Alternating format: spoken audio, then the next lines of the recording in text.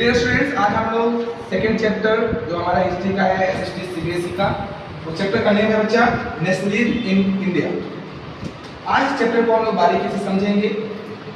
इसके previous chapter में जो हमने पढ़ा था, सबको ध्यान में होगा, वो था नेशनलिज्म इन यूरोप, और इस चैप्टर में पढ़ना है नेशनलिज्म इन इंडिया।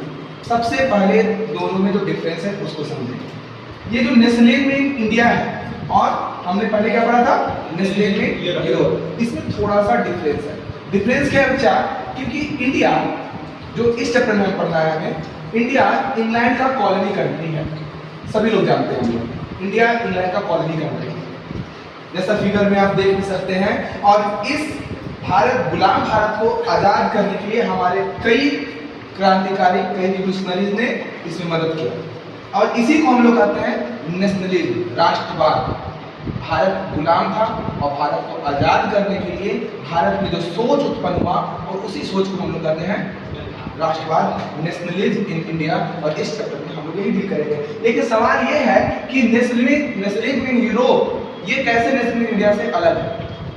तो यूरोप तो कहीं गुलाम था नहीं, इंडिया तो गुलाम था, तो यहाँ राष्ट्रवाद उदय हो गया। लेकिन यूरोप, मान लीजिए इंग्लैंड का ही एग्जाम्पल लेते हैं, तो इंग्लैंड तो कभी गुलाम नहीं था, तो इंग्लैंड में राष्ट्रवाद कैसे आया?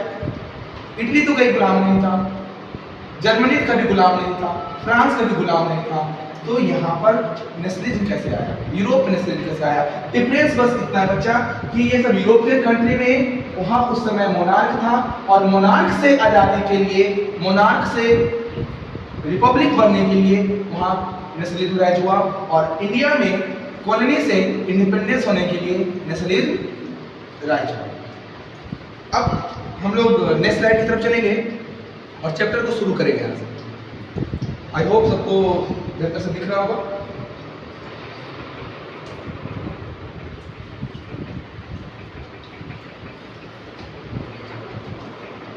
Let's start my dear students. देखेंगे यहाँ पर हमारा जो फर्स्ट पैराग्राफ है नेशनलिज्म इन इंडिया चैप्टर का, फर्स्ट वर्ल्ड वॉर।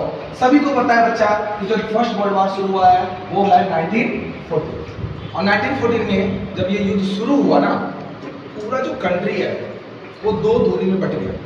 एक एलाइज कंट्री हो गया और एक एक्सिस कंट्री, एक मित्र राष्ट्र और एक धुरी राष्ट्र, हिंदी में उसको बोलते हैं। और ये 1914 से शुरू होता है। ये फर्स्ट वर्ल्ड वॉर का एग्जाम्पल हम लोग यहाँ क्यों ले रहे हैं? क्योंकि फर्स्ट वर्ल्ड वॉर में बहुत सारी चीजें बदला। क्या बदला उसको हम लोग यहाँ पर लाइन बाय लाइन समझेंगे। देखिए बच्चा, फर्स्ट लाइन बोला जा रहा है कि first of all the war create a new economic and the political situation.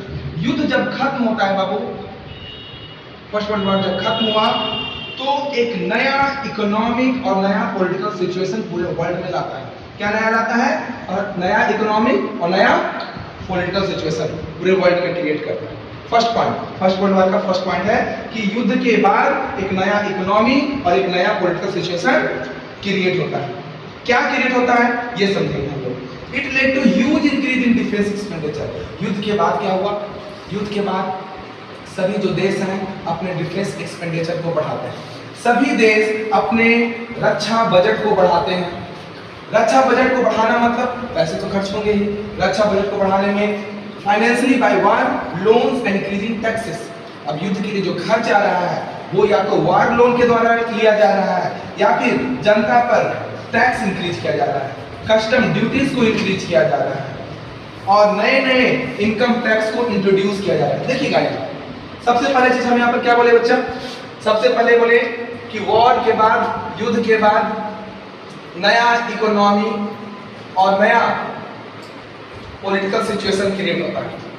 नया इकोनॉमी और नया पॉलिटिकल सिचुएशन क्रिएट होता है। सबसे पहले ये चीज बोले। सेकंड में क्या बोले आपको कि युद्ध के बाद जो ये सिचुएशन क्रिएट हो, कैसा सिचुएशन? सबसे पहले चीज बोले आपको कि सभी का डिफेंस बजट क्या होगा बाबू? Defence budget, defence expenditure increase हो गया। सभी का डिफेंस एक्सपेंडिचर क्या होता है? इंक्रीज हो गया। इंक्रीज करने के लिए सभी देश ने क्या किया?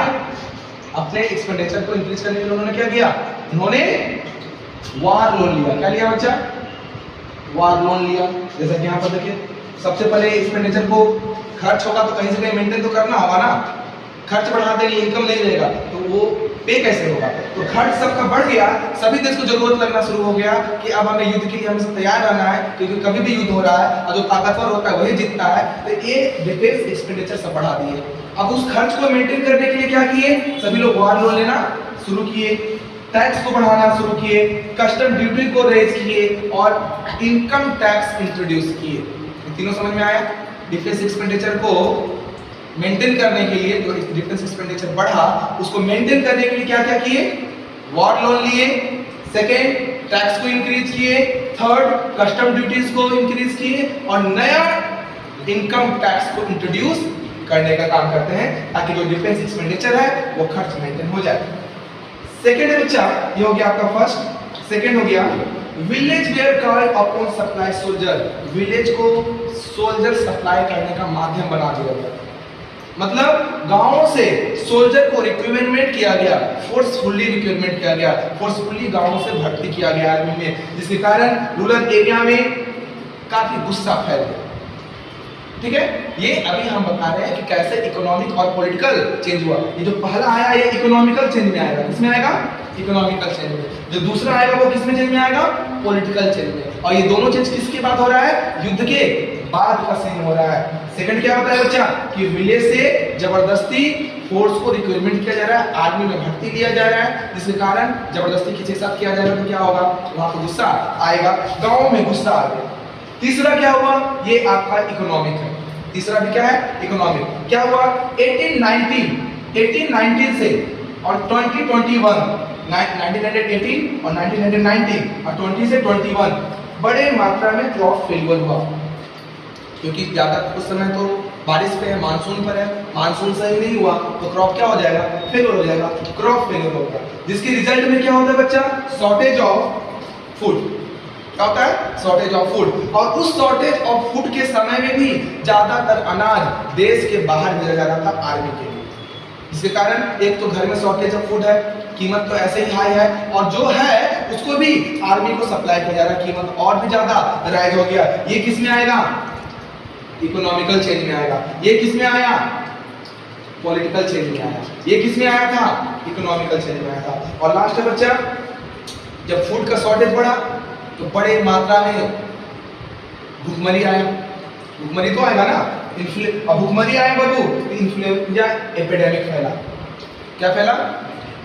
देखिए समझिएगा, फूड शॉर्टेज आया, फूड शॉर्टेज आया तो पहले तो चारा खत्म हो गया, चारा खत्म हो गया तो जानवर मरे, अब जो चारा भी खत्म हो गया, जानवर भी खत्म हो गए, तो इंसान भी खत्म होना शुरू हो गया। पूरा एपिडेमिक फैल गया, इन्फ्लुएंजा एपिडेमिक फैल गया, बीमारी। और इसके कारण 1921 के census according 12 to 30 million people famine से प्रभावित होते हैं, एपिडेमिक से प्रभावित होते हैं, भूखमरी से प्रभावित होते हैं। 12 से 13 मिलियन लोग मारे जाते हैं। 12 से 13 मिलियन मतलब 1.2 करोड़ से 1.3 करोड़ लोग एक साल के अंदर मारे जाते हैं। पहली बार भारत में जनसंख्या में कमी देखने के लिए मिला। हमेशा जनसंख्या बढ़ता था और इस बार पहली बार कमी देखने के लिए मिलता है। तो ओवरऑल बच्चे फिर से एक बार बात कर लेते हैं हम लोग। फर्स्ट टॉपिक है हमारा फर्स्ट वर्ल्ड वॉर। इसमें क्या हमने बताया? फर्स्ट वर्ल्ड वॉर में हमने बताया बच्चा कि कैसे युद्ध के बाद इकोनॉमी और पॉलिटिकल सिचुएशन में बदलाव आता है। सबसे पहला चीज आपने जिक्र किए, एक बार और बोलना चाहेंगे, युद्ध के बाद कैसे इकोनॉमिक और पॉलिटिकल सिचुएशन बदला।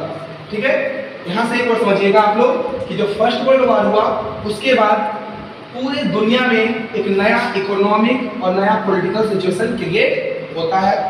क्या पॉलिटिकल और क्या इकोनॉमिक चेंज आता है ये समझेंगे। पहला भी हमने आपको बता दिया कि सभी देश ने अपने डिफेंस एक्सपेंडिचर को बढ़ाया। डिफेंस एक्सपेंडिचर को बढ़ाया तो उसको खर्च करने का आवश्यकता था, पैसे लाने की आवश्यकता था, और पैसे लाने के लिए उन्होंने वॉर लोन लेना शुरू किया, टैक्स को इंक्रीज करना शुरू किया, कस्टम ड्यूटी को बढ़ाया और इनकम टैक्स को इंट्रोड्यूस किया गया। ये सब काम किए गए डिफेंस एक्सपेंडिचर को मेंटेन करने के लिए। दूसरा क्या पॉलिटिकल चेंज आया? पॉलिटिकल चेंज में आया क्या कि विलेज से जबरदस्ती सोल्जर को रिक्रूटमेंट किया जा रहा था। फोर्सफुली रिक्रूटमेंट के कारण रूरल एरिया में एंगर काफी ज्यादा बढ़ गया था। ये पॉलिटिकल चेंज हो गया। तीसरा फिर से इकोनॉमिकल चेंज था। 1819 और 2021 के बीच में फेलियर हुआ, क्रॉप फेल्योर हुआ और क्रॉप फेल्योर के कारण फूड शॉर्टेज आया और फूड शॉर्टेज के कारण ही इन्फ्लुएंजा एपिडेमिक फैला, जिसमें 12 से 13 मिलियन लोग प्रभावित होते हैं, मारे जाते हैं। आई होप ये पूरा पैराग्राफ आपको समझ में आ गया होगा। अब हम लोग चलते हैं बच्चे नेक्स्ट पैराग्राफ की तरफ।